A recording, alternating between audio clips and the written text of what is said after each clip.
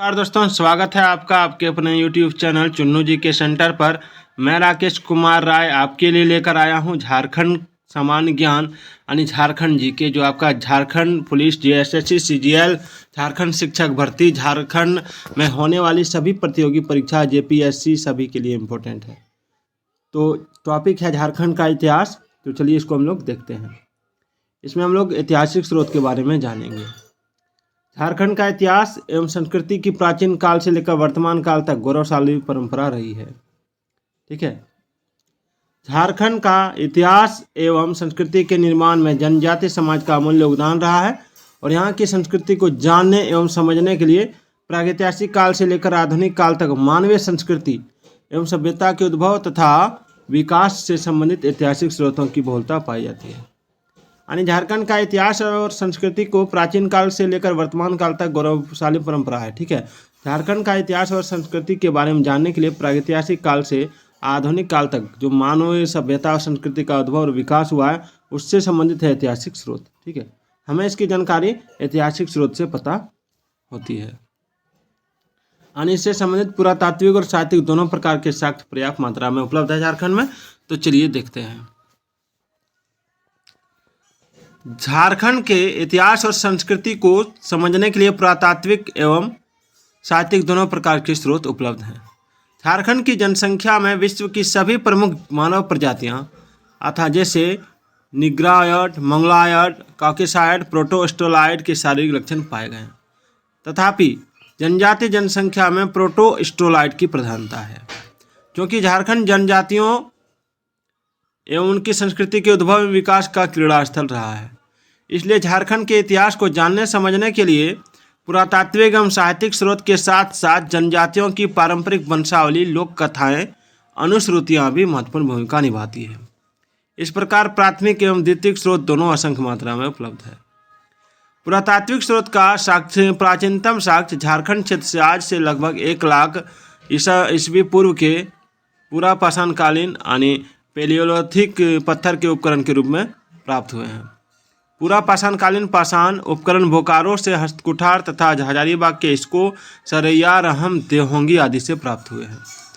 पाषाणकालीन उपकरणों से झारखंड में आदि मानव के रहने का प्रमाण मिलता है और 1991 ईस्वी में हजारीबाग के इसको में किए गए उत्खनन से एक पाषाण पर चित्रकारी का निर्माण मिला है, जिससे 2 प्राकृतिक गुफाओं की जानकारी मिलती है। साथ ही इसको से ही भूल भुलैया वाली आकृति के अवशेष प्राप्त हुए हैं। हजारीबाग जिले के ही सतपहाड़, सरैया, रहम। आप देख रहे हैं झारखंड सामान्य ज्ञान। देहांगी तथा रामगढ़ जिले के गोला, कुसुमगढ़, बड़कागांव, बांसनगर, मांडू, देशगार, करसों, परसाडी, बारागुंडा, रजरप्पा आदि स्थलों से कुल्हाड़ी, खुरचुनी, बेंधक, तक्षनी आदि उपकरण प्राप्त हुए हैं। पलामू जिले के शाहपुर, रंकाकला, बजना, झाबर, नाकगढ़ पहाड़ी, बालूगारा आदि से पाषाणकालीन कुल्हाड़ी, स्क्रेपर, ब्लेड आदि प्राप्त हुए हैं। गढ़वा जिला अंतर्गत भवनाथपुर के निकट प्रागैतिहासिक कालीन शैलचित्र एवं अनेक प्राकृतिक गुफाओं के प्रमाण मिले हैं।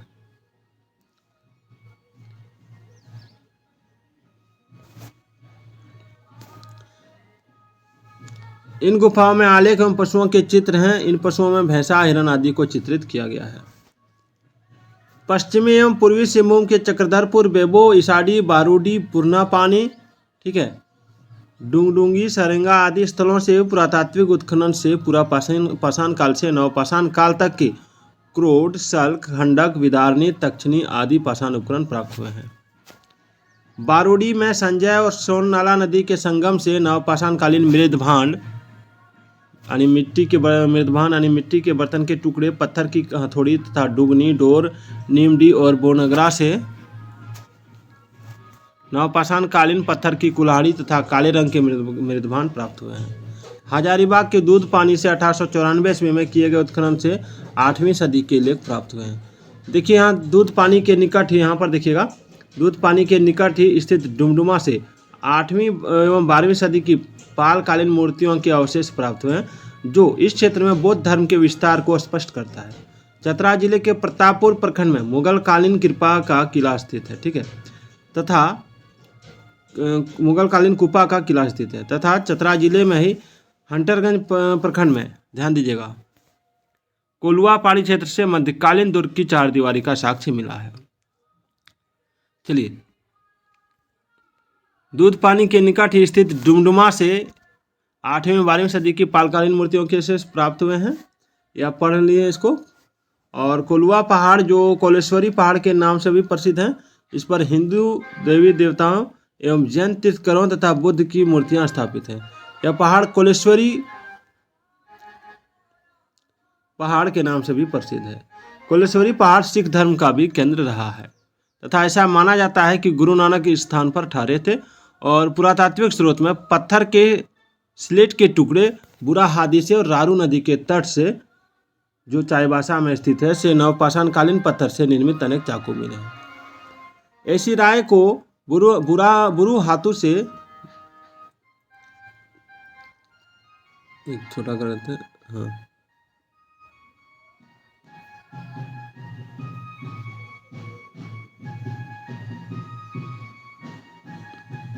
गुरु हाथू से पत्थर की छेनी, स्लेटी पत्थर की छेनी, क्वार्टज पत्थर की पॉलिशदार छेनी तथा लोहे और तांबे की आरी प्राप्त हुई है।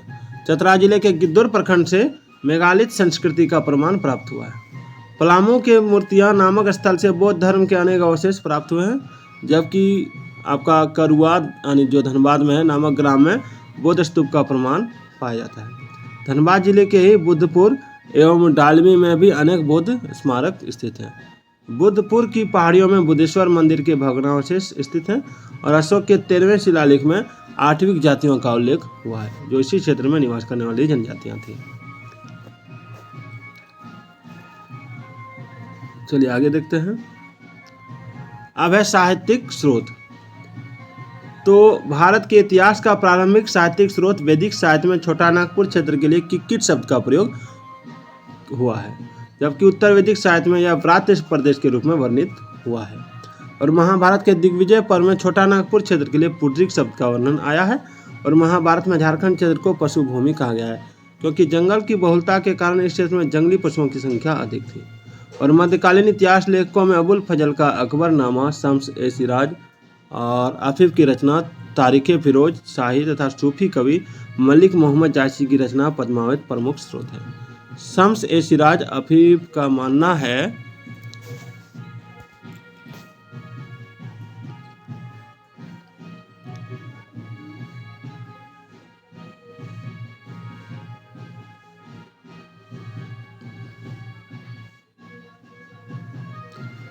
कि जंगल झाड़ की अधिकता के कारण इस क्षेत्र का नाम झारखंड पड़ा है।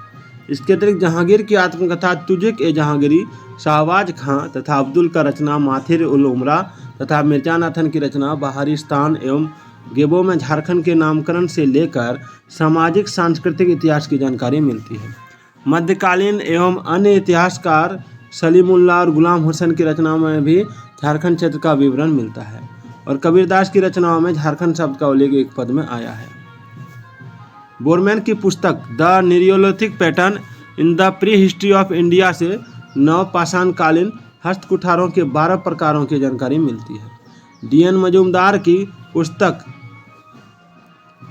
Races and cultures of India से चेरो, खरवार, भूमिज, संथाल आदि जनजातियों के बारे में उनके झारखंड आगमन तथा सांस्कृतिक सामाजिक जीवन की जानकारी मिलती है। डाल्टन की पुस्तक द कॉल ऑफ छोटा नागपुर, अमरनाथ दास का कथाकोश, एल टिकेल की पुस्तक notes on tour in Manbhum तथा इथनोलॉजी ऑफ बंगाल आदि पुस्तकों में जनजातीय इतिहास एवं संस्कृति की तथ्यात्मक विश्लेषण प्रस्तुत किया गया है। चलिए, कल का टॉपिक रहेगा प्रागैतिहासिक काल। ठीक है, प्रागैतिहासिक काल में हम लोग क्या क्या पढ़ेंगे सो देख सकते हैं। पूरा पाषाण काल, मध्य पाषाण काल, नवपाषाण काल और प्रमुख पाषाण स्थल, फिर प्राचीन स्थल इतिहास रहेगा। ठीक है, तो इस तरह का टॉपिक कल हम लेके आएंगे। तो आज का वीडियो कैसा लगा कमेंट जरूर कीजिएगा।